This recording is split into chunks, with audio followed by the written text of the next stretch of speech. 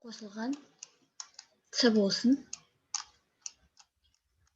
Үлестірімді көбейту қасиеті деген қалай? Яғни А-ны жақшаның ішіндегі қосылғыштарға көбейтеміз. А көбейтілген В қосылған А көбейтілген С. Яғни мен не істедім? А-ны В-ға көбейттім және А-ны С-ға көбейттім. Бірден мысал келтіретін болсақ, мысал үшін 4 берілген жақшаның ішінде 5 қосу Z дейік. Тем болады 4-ке көбейтем 5-ті қосылған 4-ке көбейтемін Z-ті. 20 қосылған 4Z. Немесе жақшаның алдында теріс сан берілген болса, жақшаның ішіндегі қосылғыштардың немесе азайтындылардың мәні кері таңбаға ауысады. Мысал үшін қалай? -2 берілген жақшаның ішінде 3 қосу азайту дейік бұл жолы. А дейік. Жақшаның ішіне не істеймін? Үлестіріп көбейтем. -2-ні көбейтемін 3-ке.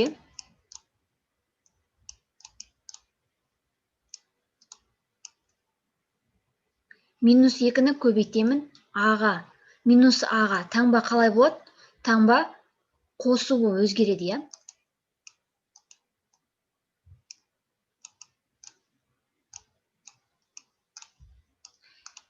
Бізде -6 қосылған 2 А шығады екен. Кейде жақшаның алдында минус таңбасы ғана берілуі мүмкін.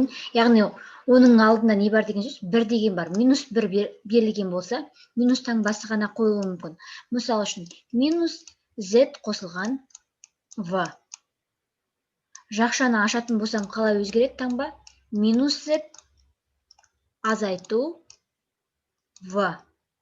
Яғни үлестіріп біз қай санға көбейттік? -1-ге көбейттік деген сөз. Жақсы, енді экранды өшіре берем. Келесі мысал келтіретін болсам, жақшаның сыртына ұқсас көбейткішті шығару. Ол қалай?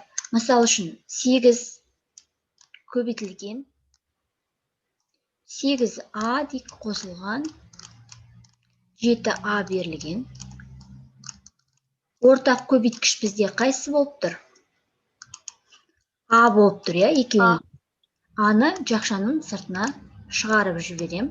Жақшаның ішінде не қалады бізде? 8 қосылған 7. Енді мәнін негізі бұлай да таба беруге болады. Жауабы негізі мына өрнектің 15А. 15 көбейтілген А, 15А бәрібір.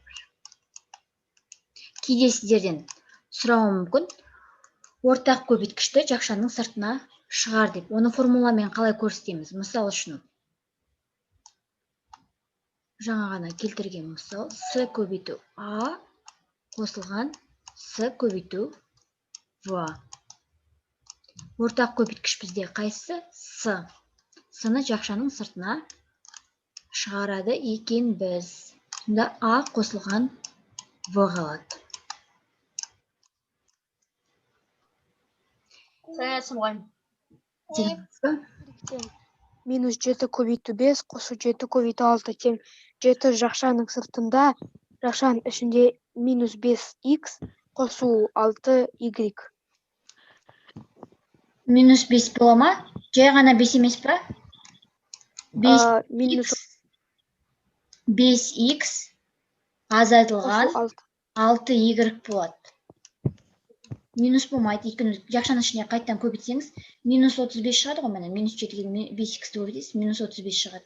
-7-ге -6Y көбейтесіз, қосылған 42Y болады. Түсінікті ма? Тапсырманы уақытылы жіберіңіз. Келесі 6-сын. Кім айтады? Мен айтайын. Мен. Айта ғой. минус 6-дан 5-ті жақшаның сыртына жазамыз. С қосу д ішіне жазамыз. С қосу д ғана. С қосу д ғана ала ма, балалар, или с минус д бола ма? С минус д болады. Себебі минус шығарып тұрсыз ғой жақшаның сыртына. Көбейткен қайттан осы мән шығу керек. Міне мен қазір минус 6-тан 5-ті көбейтемін с-ға, минус 6-тан 5 с болады. Минус 6-тан 5-ті минус-ға көбейтем, плюс 6-тан 5 д шықты. Көрдіңіз бе? Қайттан өзі шығу керек. Жақсы, енді қараңыздар, зумда болған балалар 713 пен 714-ті орындамайды. Қалғанын 711, 712-ні ғана орындайсыздар. Түсінікті ма? Сабақ. Сұрақ бар ма? Жоқ. Жақсы, онда сау болыңыздар. Сау болыңыз.